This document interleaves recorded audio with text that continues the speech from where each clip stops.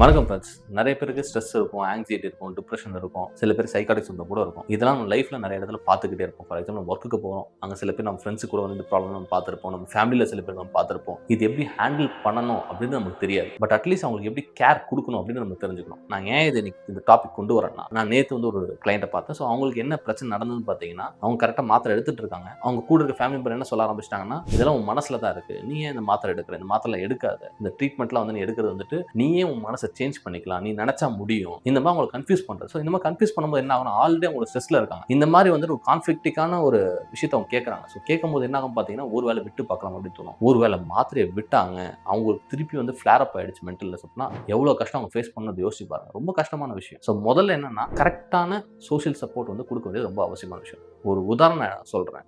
ஒரு புண்ணு வந்துருச்சுன்னு வச்சுக்கோங்க, அந்த புண்ணுக்கு கரெக்டா மருந்து போட்டு கிளீனா அந்த ஊண்டை வச்சிருந்தாதான் அது ஆறும். அதே மாதிரி தான் ஒரு மென்டல்னஸ் எடுத்துக்கிட்டீங்கன்னா, ஒரு ப்ராப்ளம் எடுத்துக்கிட்டீங்கன்னா, அந்த ப்ராப்ளமுக்கு வந்துட்டு நம்ம வந்துட்டு ஒரு ஃபேமிலியாவோ நம்ம ஒர்க்கில் இருக்கிற இடத்துலையும் சரி, எல்லா இடத்துலையும் வந்துட்டு ஒரு சப்போர்ட்டிவ் என்வரான்மெண்ட் கிரியேட் பண்ணும் போது தான் அவங்க அந்த ஹீலிங் கெப்பாசிட்டி கொஞ்சம் அதிகமாகும். இங்கே என்ன சொல்ல வரேன் அப்படின்னு எடுத்துக்கிட்டிங்கன்னா, இன்கேஸ் சோஷியல் சப்போர்ட்லாம் பெட்டராக இருக்குது அப்படின்னா அவங்களோட குவாலிட்டி ஆஃப் லைஃப் ரொம்ப நல்லாவே இருக்கும். இன்கேஸ் சோஷியல் சப்போர்ட் வந்துட்டு ஒழுங்காக இல்லைன்னா அதுவே மென்டல்னஸை அதிகப்படுத்தும். நம்ம கிட்ட அடிக்கடி விசிட்ஸ் அதிகமாக வர ஆரம்பிக்கும். மாத்திரை அதிகமாக அவங்களுக்கு தேவைப்படலாம் ஃபியூச்சரில். ஸோ அதனால பெட்டரான ஒரு சோஷியல் சப்போர்ட் இருக்கும் போது அது என்னைக்குமே அவங்க வந்துட்டு ஹெல்ப்ஃபுல்லாக இருக்கும். சரி, இன்கேஸ் உங்கள் ஒர்க்லேயும் உங்கள் ஃபேமிலி லைஃப்லேயும் வந்து இந்த மாதிரி ஒரு பர்சன் இருக்காங்க அப்படின்னா அவங்களை எப்படி நம்ம வந்துட்டு ஹேண்டில் பண்ணுறது பார்த்தீங்கன்னா, சில டைம் அவங்க ஸ்ட்ரெஸ்ஃபுல்லாக இருக்கும்போது, ஆங்ஸியஸாக இருக்கும்போது உங்ககிட்ட ஏதாவது ஒரு கண்டென்ட் பேசுவாங்க. அவங்க ஆக்சுவலாக உங்ககிட்ட ஒரு அட்வைஸ் அதுன்றது கிடையாது. அவங்க பேசுறது லிசன் பண்ணணும். என்ன விஷயம் அவங்க பேசுறாங்க, மேபி அது ஒரு வெண்டிங் அவுட் ஆகும். இன்கேஸ் உங்களால் முடியலையா, நீங்கள் சைலண்டாக இருக்கிறது எவ்வளோ மேல். பட் அவங்களுக்கு வந்துட்டு டிஃப்ரெண்டான கமெண்ட் பாஸ் பண்ணுறது, இதெல்லாம் ஒன்றுமே கிடையாது அப்படின்னு சொல்லிட்டு போகிறது, ஆனால் அவங்க லைஃப்ல ஒரு பெரிய இம்பாக்ட் கிரியேட் பண்ணும். ஸோ இந்த